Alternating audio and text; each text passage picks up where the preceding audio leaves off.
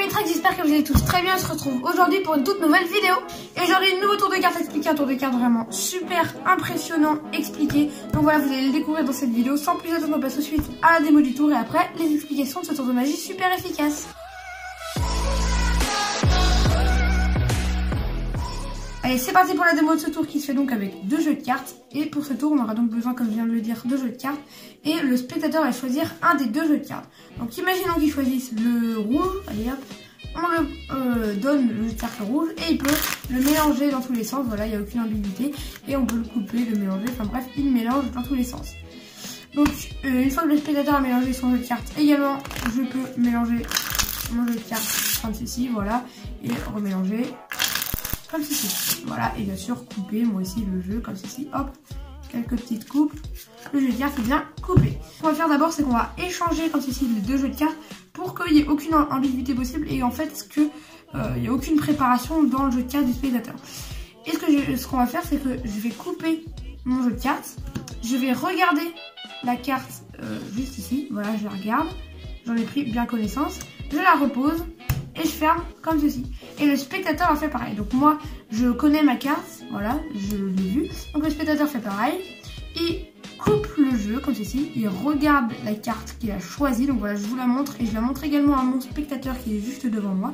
Voilà, donc vous l'avez bien vu à la caméra et également mon spectateur réel juste ici devant moi qui ici a bien vu la carte. Voilà, j'espère que c'est bien vu. Et on recoupe, on recomplète comme ceci la coupe.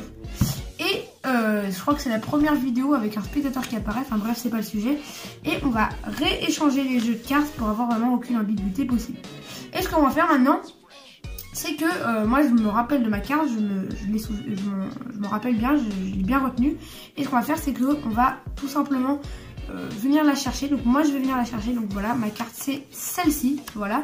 Et le spectateur lui-même va venir chercher la carte qu'il a mémorisée. Donc je le laisse venir pour choisir sa carte dans son paquet parce que moi je ne la connais pas. Et il la place juste ici, face en bas.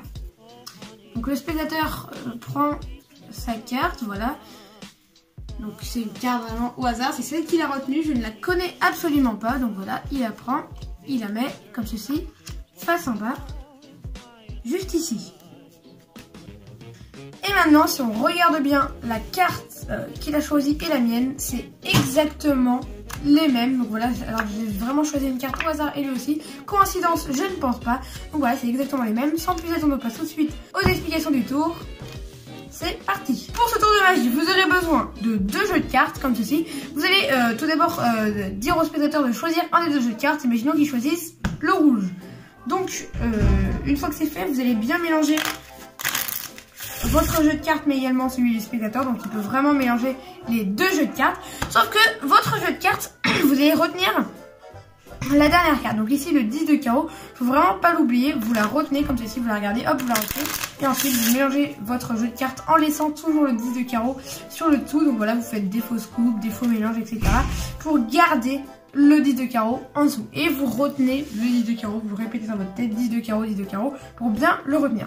Et après vous dites que pour avoir aucune préparation dans les 2 jeux de cartes, on va les échanger comme ceci.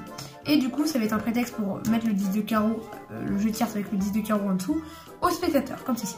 Du coup vous expliquez que vous allez devoir, que le spectateur va devoir couper le jeu de cartes, retenir sa carte, donc ici le 9 de cœur normalement on la regarde mais le spectateur ne la regarde pas, donc le 9 de cœur on s'en fiche, vous ne la retenez pas, vous retenez toujours le, j'ai déjà oublié la carte, le 10 de carreau, voilà, vous retenez que le 10 de carreau, le 9 de cœur on s'en fiche, voilà, vous la retenez pas, vous la reposez et vous posez ça comme ceci.